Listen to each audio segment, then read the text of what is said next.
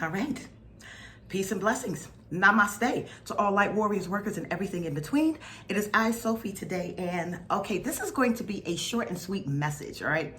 But apparently, the video that I did yesterday about accepting people for exactly who they are, and learning how to heal got a huge response, okay? So this video is coming a little late. I typically try to do mine in the morning, but it's coming a little late because I ended up with 3 phone calls and 2 emails of a lot of divine feminines that are going through it right now with their pairs dealing in alcoholism, all right? So I figured if it was those 5, then it has to be a lot more, all right? So I am here to help you through this in your relationships, all right? But it is important to know that the advice that I'm getting ready to give you is only for divine pairings, number 1, okay? And it's only for those who themselves, the divine feminine, who have cleansed themselves already, because if you have not really cleansed yourself, this is not going to work for you. Okay? And so the first thing that I want to say is to the divine unions, Basherts and Zavugs.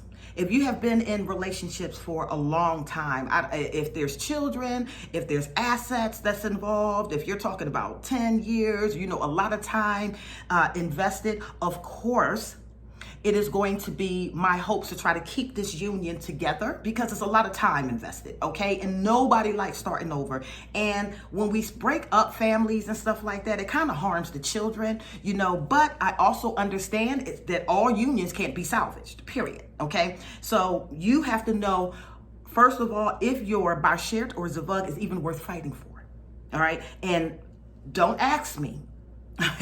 Don't ask me, because I do not give advice like that. I don't give advice like that for the simple reason that typically when somebody comes to me for some type of advice, they're only given their portion of the story of what they want to share. Okay? I'm not that invested in y'all relationship to know who's right and who's wrong and what's this, that, and the third. And I do not like giving out a lot of relationships dealing with matters of the heart. So I'm always going to tell you to dig in, okay, within yourself, and you need to make the decision on whether or not this Bashert or Zavug is worth fighting for, okay? Another warning that I'm going to put out there is I'm getting ready to give you a technique on how to help your Bashert or Zavug, twin flame or soulmate, okay, reach that next level, or to get where you want them to be, to help elevate them, okay? But if it is done in a manner to manipulate or control, and it is not done in its purest intention, it will work in its opposite, and it will be a curse, okay? So I am setting before you a blessing and a curse. So number 1, make sure that this is your divine union pair. Number 2, make sure that what I'm telling you is done with the purest intention. Okay, you get those 2 down packed, you shouldn't have any problem. Oh no, and we need a third one. Number 3, make sure your energy is clean too, okay? Because all it'll do is combine and it won't go anywhere. All right, now, first of all, what the questions were, okay, or what the similarities were with these conversations and these also 2 emails is, in all of this, these are divine feminines that are having issues with their divine masculines that is constantly drinking. Okay, they're drinking too much. They want to get frisky. The divine feminine is kind of turned off by it, but at the same time, they want the union to work. How do they get past that repulsiveness, of them having to deal with this? All right. So here's what I want to tell you, divine feminines. I'm going to give you the pros and I'm going to give you the cons of the situation. All right. And then you yourself is going to have to make a judgment call. All right.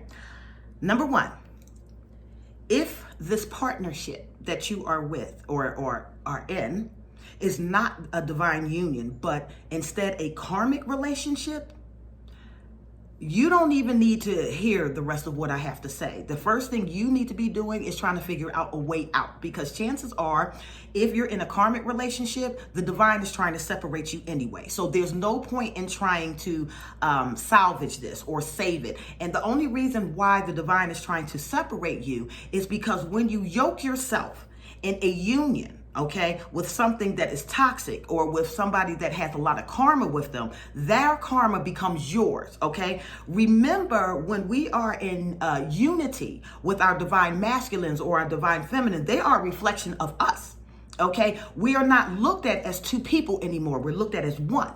So you always want to make sure that your partner or your pair is representing you the best way that they can. Now, if that karmic that is in your relationship has a whole bunch of negative coming their way, or a whole bunch of karmic issues coming their way, and you are tethered to this person, you're going to pick up on that karma. So chances are you don't even need to go past this part of the video. It's not going to work. You're not going to be able to salvage it. I'm only going to tell you, run. All right? Now, but for those who are in their divine unions that I always get very excited about, because that's what we're about this day and age, right? We want to build these relationships back. And divine feminines, you know you have a huge charge with trying to heal these divine masculines. And you know that they have not made it easy for you at all. And some of y'all are on the bricks of just walking away and saying, hey, you know, I don't know what to tell you about yourself. And the others of you are still holding on like there's hope, there's hope, there's hope. So for those of you who are saying there's hope, there's hope, there's hope, the pros and cons of your situation is this. If you have a divine masculine that is getting drunk, you know, around the house or drinking around the house, and now he wants to make love to you, you know, and he's getting frisky and horny, but he wants to make love to you. The pros of that is he wants to make love to you. Okay, now what I'm saying is he's in the house, okay? He's not out in the street. He's not picking up other women, all right? He's in the confounds of his own home, his own castle, all right? He's drinking there, and now he's looking at you as an object of desire. It could be worse, right, divine feminines? Huh? He could be looking at the neighbor. He could be looking at porn. He could be doing anything, but now he's after you. That is a plus, all right? Because perhaps he still finds you attractive. Okay, and you're turning him on, you know what I mean? So, okay, but I'm also understanding where you are, all right? You don't want all the time the drunk sex, you know? You want him to get out of that vein of feeling that he needs to self-medicate, okay? And because of that, it's kind of turning you off when he comes across on you like that. So here's what you need to do. Here's what you need to do. Once you have decided that this is my divine union, number one, okay, and not a karmic relationship, but the real deal. And number two, once you decide that this is worth fighting for because we've got way too much invested and I love him and this, that, and the third, then what you're going to have to do in one of these days is submit. All right? I know you don't want to hear this, but once you figure out what it is that I'm getting ready to tell you to do, you'll understand it a lot better, okay? You want to find him during a time where, you know, he might be drinking. You want to pay attention to see, you know, to make sure if he's, you know, vulnerable or being expressive, and you're wanting to understand what it is that is really, really plaguing him, okay? So pay attention to the communication while he's drinking, number one, and store it in the back of your mind, okay? Number two, get yourself mentally ready to allow him to have you for that evening, all right? So I don't care what you have to do. Get yourself mentally ready that you're going to allow him access to you. All right. So get past the fact that he's drunk. You know, I don't start focusing on some of the happy times that you've had together, or start focusing on what you know that he really is deep inside, or what it is that you want from him. You know, whatever it takes to get you revved up and get into that mood too. Okay, that's what you want to start focusing on. Number three, go ahead and purge your energy beforehand. Okay, how do I purge my energy? I go through the process of deep reflection, my moods, my conversations, my thoughts, my practices. If there was things that I had said or done, or my mind, the way that it thinks, you know, if I don't like it, then I'll go through the process of trying to figure out why it is that I said what I said. Then I will try to sit in some type of meditation. I will do my chins, maybe, or pranas, chins, whatever one feels comfortable for you. And then I'll envision the light entering into my crown, going all the way down, purging every single chakra, and then I push it out that way, okay? So what I'm doing is cleansing my vessel, okay? Purifying my light, purify your light. Try to do this every evening. I do this typically at night before I go to sleep, but purify your light and get anything out of you that don't belong there. Prepare yourself mentally to allow him to have you, okay? Now, and I know this is going to be difficult. I know it is. I'm sorry, but prepare yourself for it. Now, when he's getting ready to engage with you, however he decides to engage with you, you want to get to a point where you have face-to-face interaction, okay? Some type of missionary position, all right?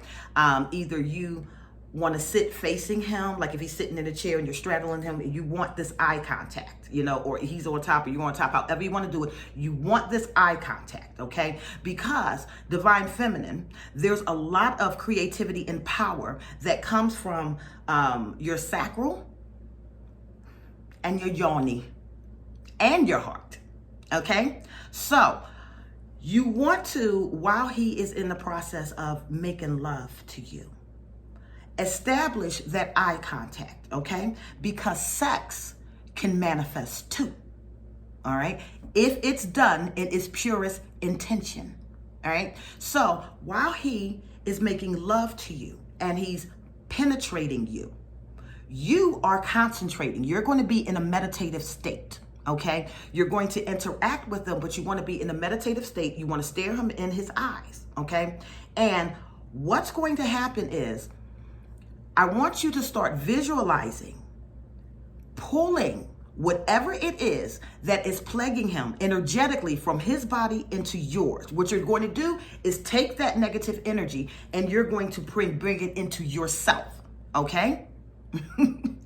If you're strong enough to do it, okay? I don't want to say this to everybody, you know, because I'm scared that some of you might get messed up, you know. I don't know how dark your mates are, okay? But while he's in his act, you're concentrating, you're giving him eye contact, okay? There's telepathic communication taking place, all right? And what you're saying to him is, give me your pain. Give me your suffering. Give it to me, okay? And you're saying that while you're going through everything that you're doing, everything that you're doing. When you start to visualize the energy being pulled from him into you, you're going to condense it here in a ball, okay? Keep on with it. Keep on with it. Keep on having a good time. But keep the eye contact. Don't let him flip you around, okay, and all of that other stuff, okay? Don't let him do all of that to you. Not this time. Now, he can probably do it later on, but not this time, because this time you're on a mission right now. You're pulling telepathically. You're communicating telepathically. And if this is your divine union, if this is your divine Bershit or Zavug, you should be automatically able to communicate with them telepathically. All right? So telepathically, you're saying, give me your pain. Release it to me. Give it to me. Okay? This is what you're saying. Now, when you're visualizing him releasing and he's, you know, his rhythm is changing. His rhythm is changing and you're matching it. You're going with it and you're trying to get to him to a point of orgasm. Why do I feel like Dr. Ruth? I mean, I remember Dr. Ruth, that old white lady that always talking about sex. Jesus Christ. Okay, so anyway, when he's getting to that, grab him, okay? Well, not grab him forcefully, but you want to hold him steady. So you want to grab the back of his head or his hair, and you want to make sure that you're maintaining this eye contact when he's at the verge of orgasm. When he orgasms and he releases that into you, you need to orgasm too, and you release it out, okay? You draw him in, and then you let that out. Do you understand? Now, this is your way of purging whatever it is that is going on with him. Okay, you want to keep doing this as often as you need to, but that's not the end of it. That's only during the act. Okay, now after the act is complete, all right, and he's asleep or passed out and this, that, and the third, this is when you want to start dealing with the subconscious mind. All right, this is the subconscious mind. When he is in that deep, deep sleep, or when he's snoring or whatever it is, I don't know if you got to get up and make him a sandwich or a beverage or something after it's done. I don't know. Okay, but once he's knocked out, here's where the real work begins, okay? While he's asleep, you're going to talk to him in his ear, okay? And what you're going to be speaking to him is his healing, okay? You're going to remind him that he's enough. You're going to remind him that he is whole. You're going to remind him that he is a king. You're going to remind him that his vices aren't necessary in his journey. You're going to remind him that he is already healed from the inside out, okay? You're going to remind him that these vices aren't healthy for him.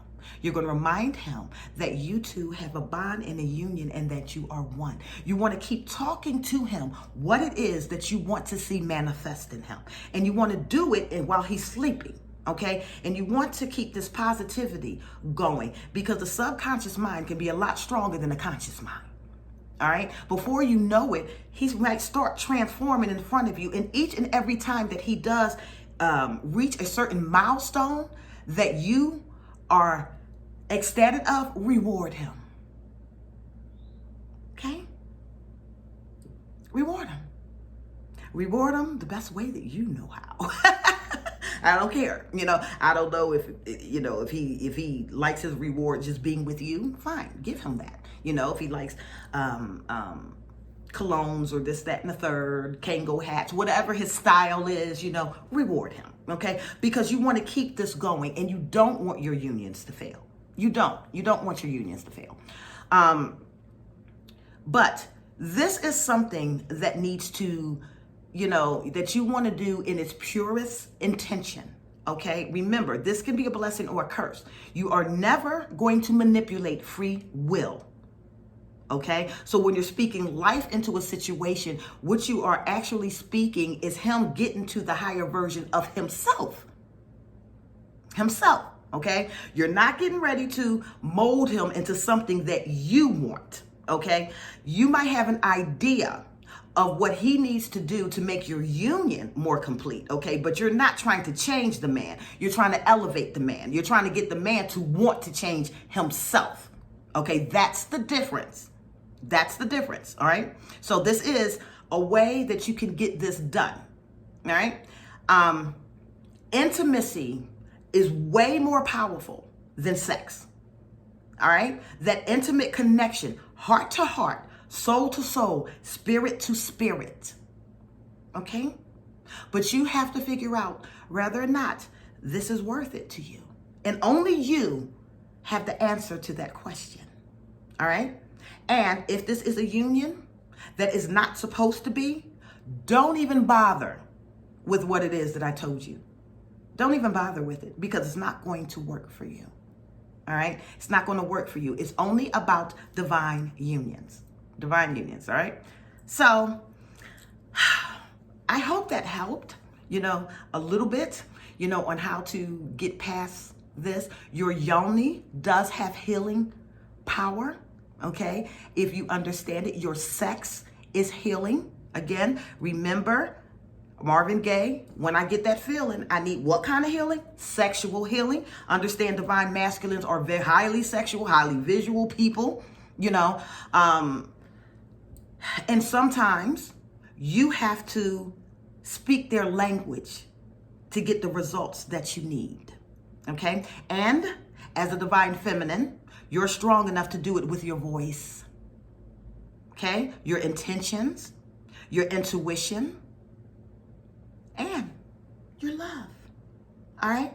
At the end of the day, that's what everybody wants, is love, okay? I hope that helped. And I hope that you get the changes and the results that you want. All right. I'm rooting for you always. Everybody deserves to be happy. So I'm rooting for you. And I think you got this. All right. Just find a date to do it. Get yourself mentally ready. Get yourself, get your energy purged. Get prepared to receive his pain and keep taking it and releasing it. Keep taking it and releasing it. Clean him. You can do it. All right. I am Sophie. I love you all. Bye.